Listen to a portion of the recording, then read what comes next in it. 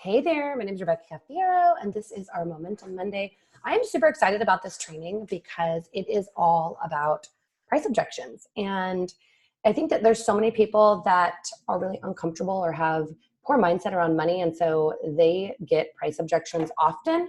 And so I want to walk you through how to eliminate price objections with a couple of things. And this is not about tricking or manipulating. This is really about doing your best to give people the information that they need and also to help them understand why they are even looking to make a purchasing decision. For those of you that don't know, I had a more than 15-year career in real estate sales, selling homes that were anywhere from a couple of $100,000 up to over 3.5 million. And the ironic thing is the more expensive homes you sell, the less you get price objections, because often when people are really discount shopping, that's when objections occur. So let's talk about the 3 steps to handling price objections.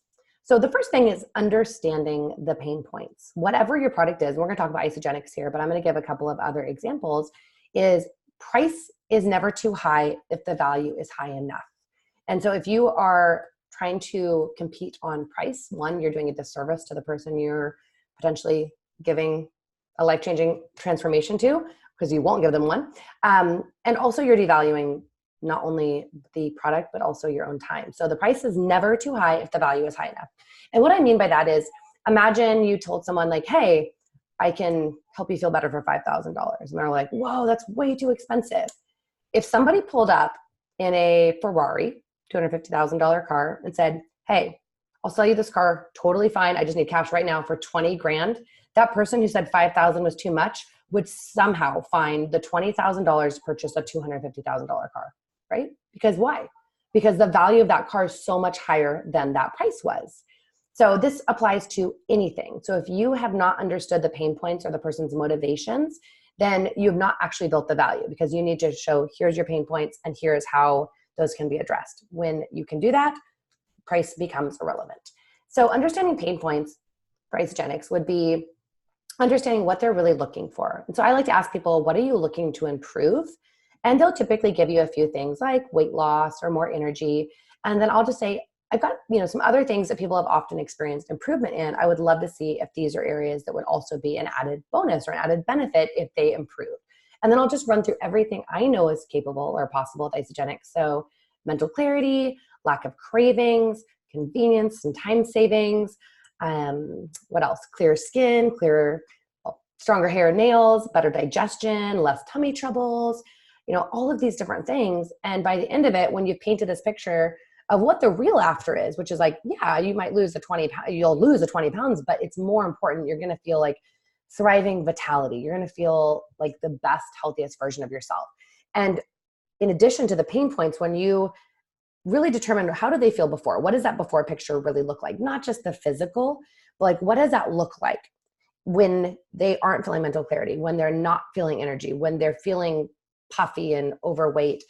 Does that mean that they can't play with their kids? They don't have the energy? Or does that mean that they pass out on the couch because they're too tired to work on that passion project that they really, really want to do, but just never have the energy for?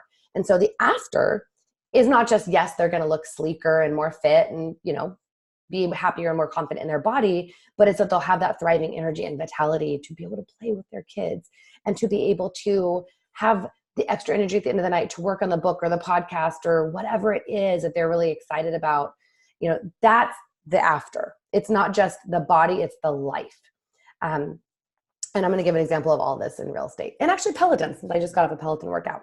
So that's the first thing, is just understanding the pain points so that you can really speak to where they're at, that picture, that snapshot of where they're at and where they can go. And of course, never promising something that's not possible. Okay. Number 2 is don't apologize for the price. In fact, address it first. So when I'm on a call or I'm talking to someone, before we get into price, if they ask me up front, hey, what does this cost? I'm like, it entirely depends based upon your goals, based upon your lifestyle, and based upon your budget. So I can't tell you it's a specific price. It could be anywhere from $3 a day all the way up. So let me determine what's important to you, and then I can give you a recommendation. Okay, so that's how I address it. And it's not that I'm trying to be non-committal. It's I don't know. Okay, you wouldn't go to the doctor and tell them Like, like before they asked you what was wrong, they wouldn't prescribe you medication. They wouldn't say, this is what you need, looking at you, right? No, they would go through and they would check your heart rate and they would check your blood pressure and all these things. They'd ask you how you've been doing and they'd look at their previous notes and then they would prescribe medication, exercise, diet, etc. Hopefully you're seeing a naturopath, so it's related to improving your diet. So don't apologize for the price, but address it first. So for me, what I like to do is, one is just let them know this is going to be customized based upon what's important to you. But number two is after I've asked them the pain points, before I get into packages or what the options are, I just say, hey, my goal is not to save you money. Because the reality is they are already probably like, oh gosh, this sounds amazing to feel much better and to have the energy to play with my kids and have the energy at night and have the clarity and all of these things. But is this going to cost me so much? Like, it's just unaffordable to me. So I want to like kind of pop that balloon of anxiety. And I just want to say, my goal is not to save you money here. Okay. We're just going to get that out of the way right now. My goal is to give you the results you're not currently getting in a way that's sustainable. That's it. To give you the results you're not currently getting. And I'll even say, if we determine that that's going to cost you a few dollars a day more than what you're currently spending, would you be willing to invest a few dollars a day to go from tired, stressed out, exhausted, foggy, overweight, and unconfident to feeling amazing in your body, feeling energy, feeling clarity, and having the vitality to do the things that you know you're meant to do? That's what I ask. And nobody says no, right? Because when you really root into the pain and you also let them know that this is possible, and it's not going to cost them, they're not going to take a mortgage out on their home for it, then most people are pretty willing to invest. And that's before I ever talk about a 30-day money back. I'll add that on when I'm getting them enrolled. And by the way, if you don't have these incredible results that I've seen thousands of people have, myself included, there's a 30-day money back. But listen, if you work it, it works. Okay. So that's number two. Number three is something I call reduce to the ridiculous. And what this means is getting really clear on what they're already spending. So I don't ask people, what are you spending a day on food? Because most people don't know. I just ask them, hey, could you describe throughout your day what you're eating and drinking? And if they say, oh, I start the day by going to Starbucks and I get a latte and I get a muffin and a banana, I'm like, okay, so muffin's probably like $3, banana's $1, your latte's like $3, $4. So I'm like, is it right to say you're probably spending about $7 there? They'll usually say, oh, actually, no, it's more like $9. So I'm like, okay. So I'll just ask them throughout, and then I'll ask for things like, oh, okay, are you taking vitamins, or is there, are you grabbing anything on the way home from work, like a snack? And what it does is it allows me to total up what they're spending. And it's typically anywhere from before dinner, before that third meal, it's typically anywhere from $10 to $20 a day with most people. And that's when I'll say, okay, listen, sounds like with what you're spending now for similar to that price, or even for just a few dollars more, we can do X, Y, and Z. And then I'll present packages by most expensive. And that's a little bonus. I'll give you why we do that. So if it's, they're spending $20 a day, I'll say the value pack would be a great fit. It's going to be plug and play. And the other thing I tell people is I'm not here to save you money. I'm here to give you the results. But what I typically find is I can save people time, and time is money. We cannot get more time. Well, we can, but it's a little more challenging. Most people really struggle with time. So that's it. That's reducing to the ridiculous. And where it really shows up is if it's, let's say it's $3 a day or $4 a day more for them to have a value pack, which is the best guaranteed experience, versus what they're currently doing, which is not working. I will just say that, for that $3 or $4 a day, for basically what is $3 or $4? What can you buy with it? You could buy a coffee from Starbucks, right? You could buy, what else is $3 or $4? I mean, like, you can't really buy anything for $3 or $4 outside of, gross fast food. So that's basically it, is like a coffee. So for the cost of a coffee per day, are you willing to pay that extra amount to feel from here to here? And everyone's like, of course. And that's it. So just to recap, understanding the pain points, because when the price is never too high if the value is high enough. Number two is don't apologize for price, address it first.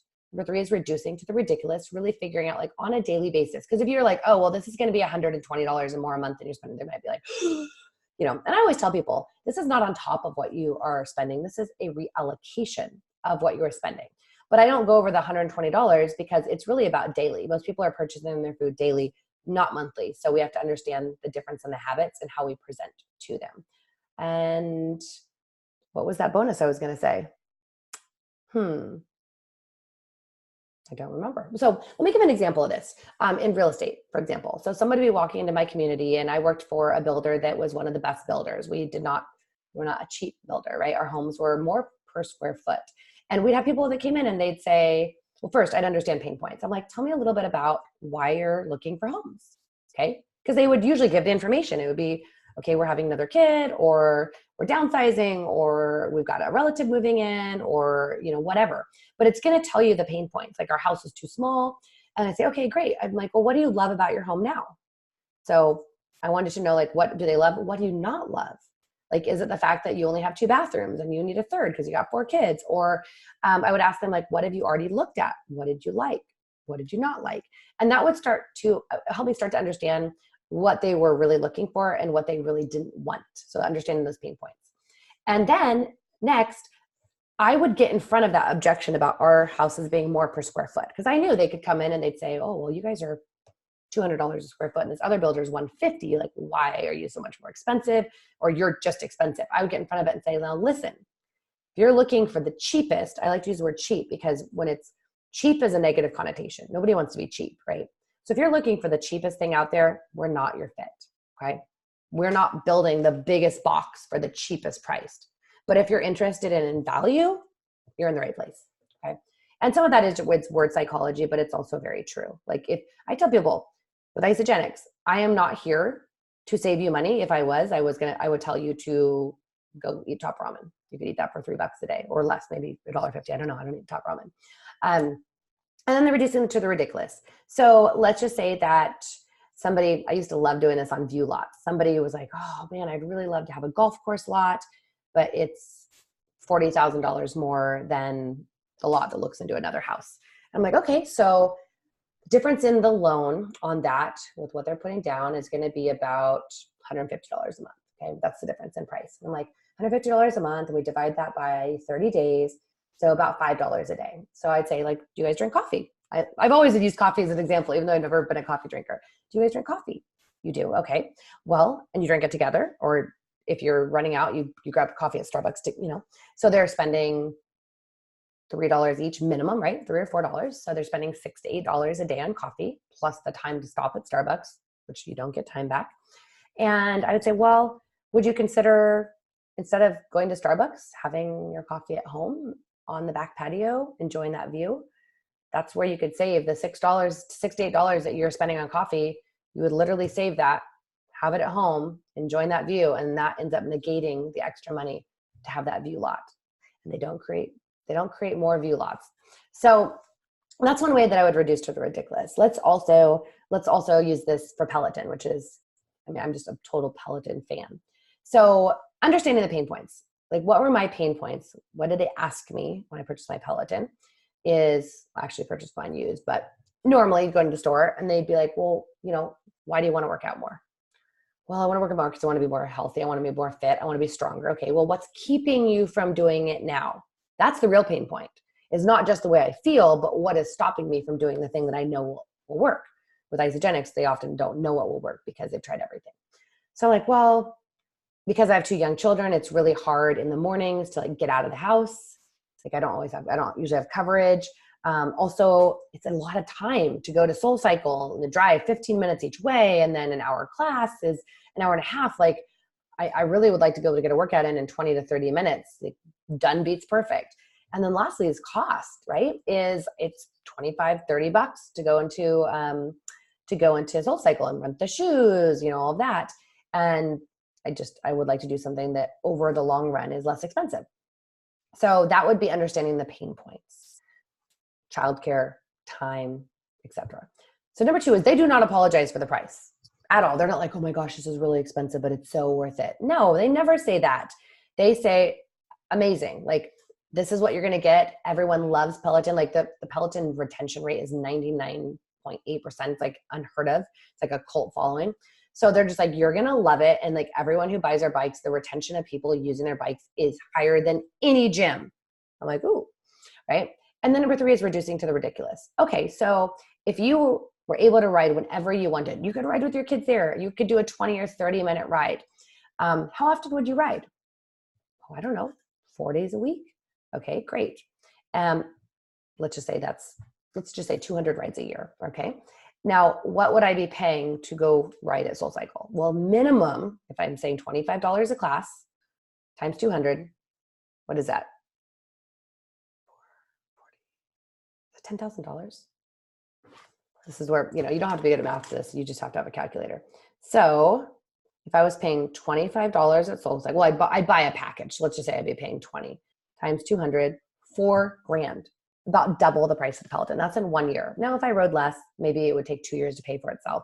But that's how you reduce to the ridiculous. Is you might say, yeah, up front, obviously you're paying for it at one chunk, but when you actually break it down for those rides, if you're doing 200 rides in the first year, for the cost, it's going to cost you about $10 a ride, which is less than half the cost of going to SoulCycle, and not even to mention the time. If you want to take an hour on the bike, great, but you're not going to be wasting 30 minutes or more driving back and forth and parking. I'm like, oh, awesome.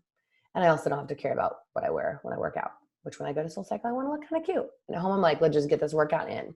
So that's just an example of, again, understanding the pain points to make sure you're establishing value, not apologizing for the price, addressing it up front, and then reducing to the ridiculous, which is really the breakdown of like, what is the cost per experience, per day, per meal. And that is it. If you have any questions, feel free to drop them into the chat.